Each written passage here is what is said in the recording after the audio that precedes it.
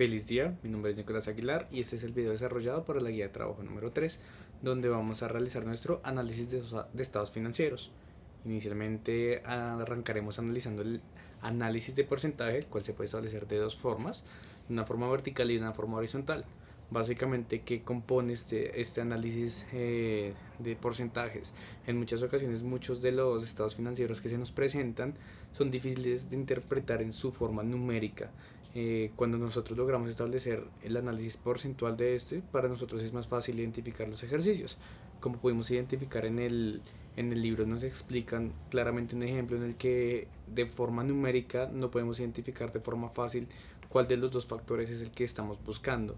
Cuando lo establecemos de forma porcentual es mucho más clara esa diferencia y digamos que el análisis en ese caso se facilita, razón por la cual se establecen dos tipos de análisis porcentuales. Inicialmente revisaríamos el que se establece de forma vertical, que como estamos viendo en pantalla, básicamente se compone de desglosar toda la información que nosotros tenemos actualmente en pantalla. Entonces tenemos, a partir del ejemplo del libro, el valor de las ventas netas.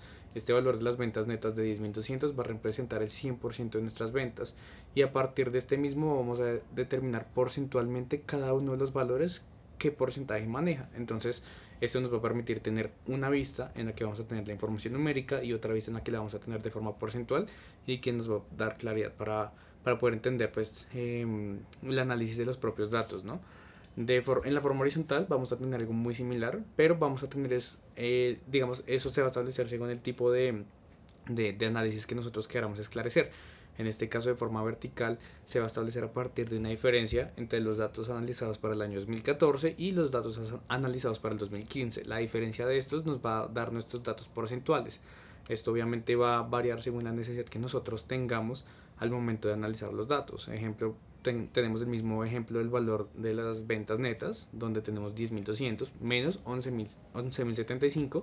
El valor de estas sería 875, la diferencia entre estas, y el valor porcentual que se le asigna a estas es de 8.6. Al análisis que pues nosotros realizaríamos a esta información sería pertinente dependiendo del tipo de dato que nosotros deseamos obtener, como ya nos pusimos en el ejemplo que ya citamos. Continuando con el desarrollo del capítulo, encontramos que vamos a tener nuestras razones financieras, las cuales se van a dividir en 4 grupos grandes que ya vamos a empezar a desglosar.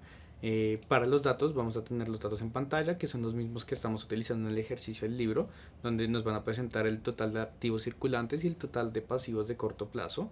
Estos van a ser los datos que nosotros vamos a tener y los que vamos a requerir para poder desarrollar nuestras razones financieras. Nuestra primera razón financiera va a ser el análisis de la liquidez. Este análisis de la liquidez está compuesto por 3 partes. Nuestra primera parte es el capital de trabajo, nuestra segunda parte es la razón circulante y nuestra tercera parte es la prueba ácida. Para el capital de trabajo vamos a encontrar que lo obtenemos mediante la resta entre activo circulante y el pasivo de corto plazo que ya tenemos en nuestros datos posteriores. Para el ejercicio que vamos a utilizar es, como están viendo en pantalla, 4.836 menos 3.327, lo cual nos va a dar para nuestro capital de trabajo un total de 1.509. Nuestra razón circulante es una división entre el activo circulante y el pasivo de corto plazo, los totales que ya habíamos mencionado. En este caso tenemos 4.836 sobre 3.327, tenemos un 1.45. Este va a ser nuestra razón circulante. Y nuestra prueba ácida va a ser compuesta por la diferencia entre activo circulante menos el inventario, todo esto dividido sobre el pasivo de corto plazo. La operación de estos, a partir de los datos ya presentados en pantalla anteriormente, es de 0.60. Continuando con nuestra segunda categoría, vamos a encontrar el análisis de las rotaciones y el uso de activos. Esta parte va a estar compuesta por los siguientes ítems que estamos viendo en pantalla. La rotación de inventarios, la cual va a ser la división entre el costo de ventas y el inventario. El periodo de permanencia de los inventarios, que va a ser la rotación de los inventarios dividido sobre los 365 días del año. La rotación de cuentas por cobrar va a ser las ventas sobre las cuentas por cobrar. El periodo de recuperación de las cuentas por cobrar va a ser los días que tenemos al año dividido sobre la rotación de cuentas por cobrar. La rotación de cuentas por pagar va a estar compuesta por el costo de ventas dividido sobre las cuentas por pagar, y el periodo de pago de las cuentas por pagar va a ser la cantidad de días del año dividida sobre la rotación de cuentas por pagar. La rotación de activos totales va a ser la división entre ventas sobre activos totales, y la intensidad de uso de activos totales va a ser igual al activo total sobre las ventas. Los datos, como ya los habíamos verificado y los habíamos tenido en nuestra parte anterior, van a estar en la parte derecha de nuestra pantalla. Estos van a ser nuestros resultados. Continuando con la tercera categoría, encontramos que tenemos el análisis de endeudamiento y el apalancamiento. Estos van a estar contenidos por cuatro componentes principales, que va a ser el pasivo total a capital contable, la cual es la división entre el pasivo total y el capital contable, el multiplicador del capital, el cual va a ser el activo total dividido entre el capital contable. Vamos a tener el pasivo de largo plazo a capital contable, que va a ser la división entre pasivo de largo plazo sobre el capital contable, y la cobertura de intereses, que es la utilidad en operación dividida entre los gastos por intereses. Los datos que nosotros tenemos en pantalla son los que ya nos suministró el ejercicio en el libro, y son los que vamos a tener para poder obtener estos datos. Finalmente tenemos el análisis de la rentabilidad, que va a ser el último componente de nuestras razones. En este caso tenemos el rendimiento sobre las ventas, ROS, que va a ser la utilidad neta sobre las ventas. Tenemos el rendimiento de los activos totales, que va a ser la utilidad neta sobre el activo total. El rendimiento sobre el capital contable, que va a ser la utilidad neta sobre el capital contable. Y finalmente la utilidad por acción, que va a ser la utilidad neta dividido entre el número de acciones. Estos datos, como ya verificamos, nos los brinda el ejercicio, y en esta ocasión tenemos tres formas porcentuales de estos mismos. Finalmente vamos a hacer el análisis del valor de mercado. Para esto vamos a utilizar los mismos valores del libro, pero en este caso cambian. Las acciones en circulación van a ser 1000, el precio del mercado por acción va a ser de $14, el valor en libros por acción va a ser de $5, el patrimonio capital va a ser de $14.000 y el dividendo por acción va a ser de $1.5. Entonces, ¿de qué está compuesta esta parte del análisis del valor de mercado? El precio utilidad, que como estamos viendo en pantalla es la división entre el precio de mercado por acción y las utilidades por acción. El valor de mercado a valor en libros, que va a ser igual al precio en mercado por acción dividido entre el valor en libros. Vamos a tener el valor en libros a valor mercado, que va a ser valor en libros del patrimonio sobre valor del mercado del patrimonio. Y finalmente el rendimiento por dividendos, que vamos a obtenerlo de dividendo por acción sobre el precio de mercado por acción. Los datos, ya como los habíamos analizado anteriormente, son los que tenemos, y estos van a ser los resultados que tenemos para nuestro ejercicio. Finalmente, en el numeral 7.3 vamos a tener nuestro modelo de análisis con razones financieras. Inicialmente vamos a revisar nuestro ciclo operativo y ciclo efectivo.